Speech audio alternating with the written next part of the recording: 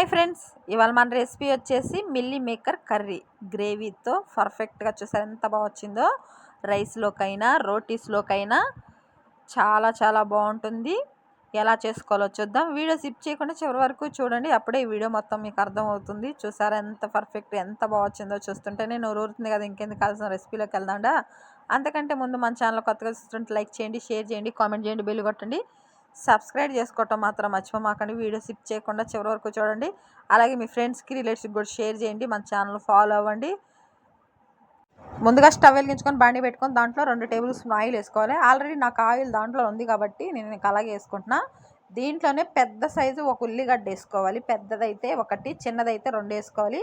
ఇలా సన్నగా పీసెస్లా కట్ చేసుకొని ఇట్లా ఒక పెద్ద సైజు ఉల్లిగడ్డని ఇలా వేసుకొని జీడిపప్పు వేసుకోవాలి. ఎందుకంటే మనం గ్రేవీ కోసం చేస్తున్నాం కాబట్టి ఒక గుప్పెడు జీడిపప్పు ఇలా వేసుకోవాలి. పెద్ద సైజు ఉల్లిగడ్డ 1, జీడిపప్పు ఒక గుప్పెడు ఇలా వేసుకొని ఈ మొత్తం కొంచెం ఉల్లిగడ్డ కొంచెం మగ్గేలాగా ఇలా ఆయిల్లో ఫ్రై చేసుకుంటే ఈ గ్రేవీ మనం కర్రీలో వేసుకున్నప్పుడు చాలా చాలా టేస్టీగా ఉంటుంది. చూసారా, ఇలా చేసుకుంటే కూర చాలా బాగుంది. మిల్లీ మేకర్ గ్రేవీ కర్రీ సూపర్గా వస్తుంది. అలాగే ఒక టమాటా కూడా వేస్తున్నాను చూడండి. లైట్గా మగ్గాలి, అవి ఆనియన్స్ ఎక్కువ ఫ్రై అవ్వకూడదు. ఇది కూడా కొంచెం లైట్గా మగ్గాలి. టమాటా కూడా మొత్తం మగ్గిపోవాలి.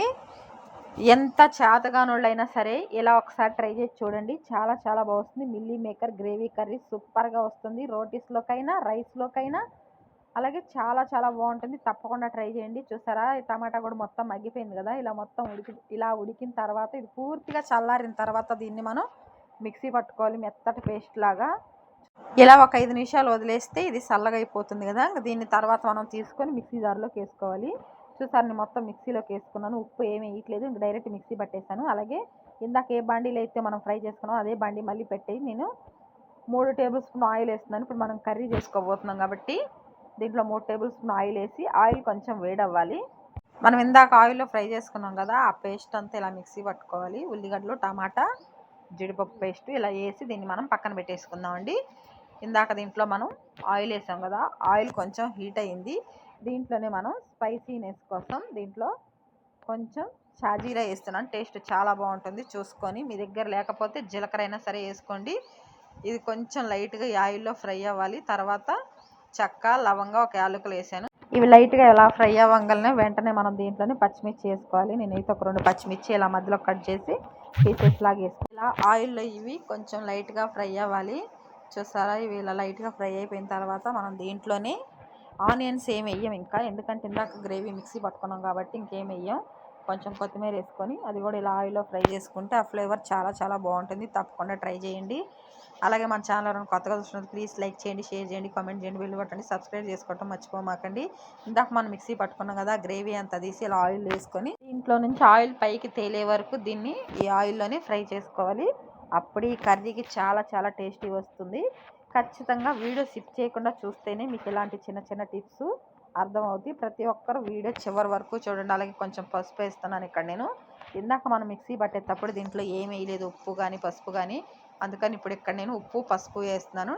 చూసుకొని మీ టేస్ట్ సరిపడా వేసుకొని, అలాగే దీంట్లోనే 1 టేబుల్ స్పూన్ ధనియాల పొడి కూడా వేయాలి. ఎందుకంటే మనం మిక్సీలో ఇందాక ఏమి వేయాలి, అన్నీ ఇక్కడే వేసుకోవాలి. అలాగే ఇదంతా బాగా కలిసేలా కలుపుకోవాలి.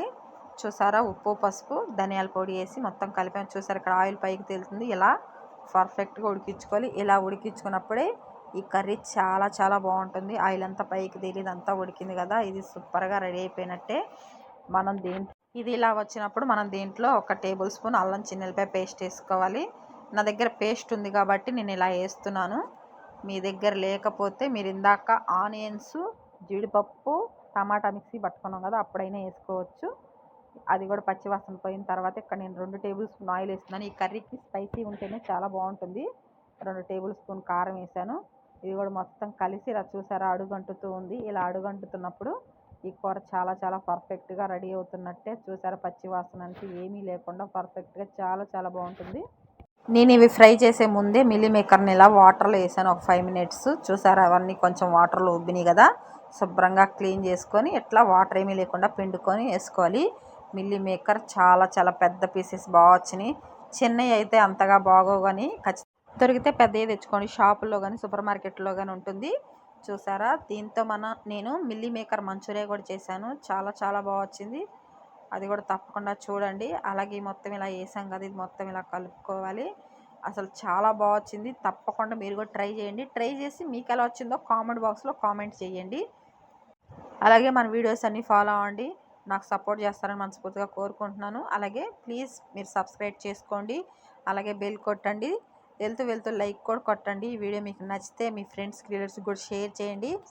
అలాగే చూసారా, ఇక్కడ నేను మిక్సీలో కొంచెం గ్రేవీ ఉంటుంది కదా, అది తిప్పి వాటర్ పోస్తున్నాను. ఒక 2 గ్లాసులు వాటర్ పోసాను దీంట్లో.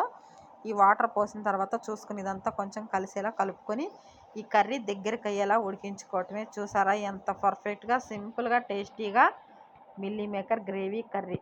అలా వాటర్ పోసిన తర్వాత ఒక 5 మినిట్స్ ఇలా ఉడికించుకుంటే ఇది మొత్తం దగ్గరికి అయిపోయింది. చూసారా, నేను చివరిగా కొంచెం కొత్తిమీర వేసుకొని గ్యాస్ ఆపేసుకుంటున్నా. మాకైతే ఈ గ్రేవీ సరిపోతుంది, ఎందుకంటే మళ్ళీ తర్వాత కొంచెం థిక్ అవుతుంది కాబట్టి. ఇంతటితో ఈ కర్రీ అయిపోయింది. గ్యాస్ ఆపుకోవటమే.